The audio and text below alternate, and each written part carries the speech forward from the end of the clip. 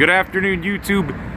Yes, I am still around. I'm in downtown Dayton at 4th and Ludlow, across from the Grant Deneau building office tower, which I did a video on this about a year and a half ago when it was still open, and it was 90% vacant, and I predicted this place was gonna belly up in just a matter of time because it was 90% vacant or more, and there's just no demand, you know, for what they're trying to do. So now, you know, they've used this term that they trail blazing office tower. Well, it sure ain't blazing any trails. It sure as hell ain't very hot, because it is completely closed up and vacant now. So now, you know, they're trying to get it on the National Register of Historic Places if they already have it, which is nothing but a complete scam.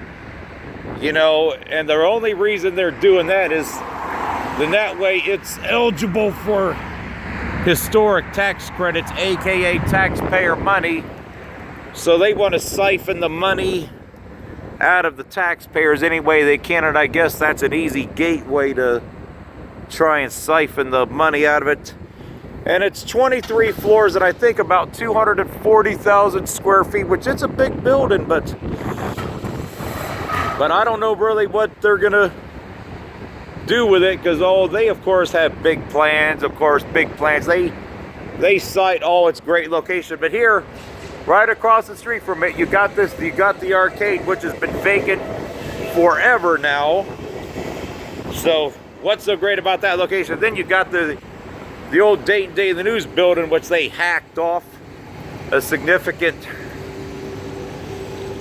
portion of the building. So, you know, dumpy building after dumpy building. So almost this entire block is abandoned, except for that Dayton Public Schools building. That used to be the old Wilkie's bookstore on that side years ago. So this building is vacant now, 100%. So, you know, trailblazing property. Well, they're gonna have to come up with something besides.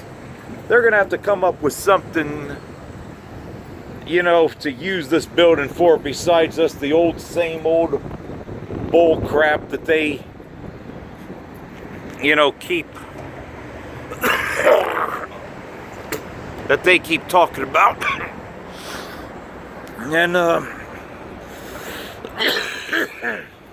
And the beat goes on. They tell us how great this downtown is, but yet you have these empty office buildings. But they aren't gonna do shit with it. I mean, it's too big a building, and we need to oppose any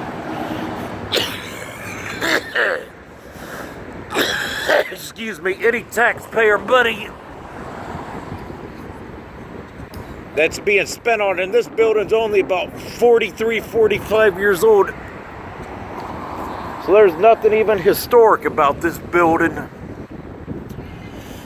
It said it's Dayton's first office tower. Well, it's just another in a long line of office buildings down here that have been failing for a long time now,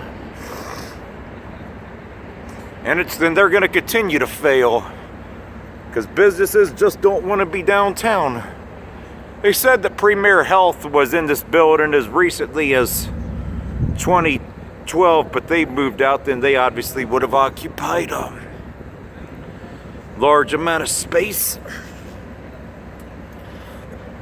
And you see, even the traffic for 4 o'clock in the afternoon on a weekday really isn't that much traffic down here. Ooh, I mean, look at this. This looks like a ghost town. That building right there is the Ribo building. That, of course, is mainly occupied only because it's a government building, so it doesn't have to worry about, you know, leasing out their space, you know, to private tenants. But yeah, this is what you have in downtown Dayton. All hype, You know, and eventually the lot that's next to the Dayton Daily News office building, the old Dayton Daily News building, they're gonna eventually have to finish tearing this down because they've already damaged the building. And eventually they'll pawn the property off on Charles Sims, and he'll end up putting some big townhouse development over here, and that's what'll happen, because that's about the only thing they seem to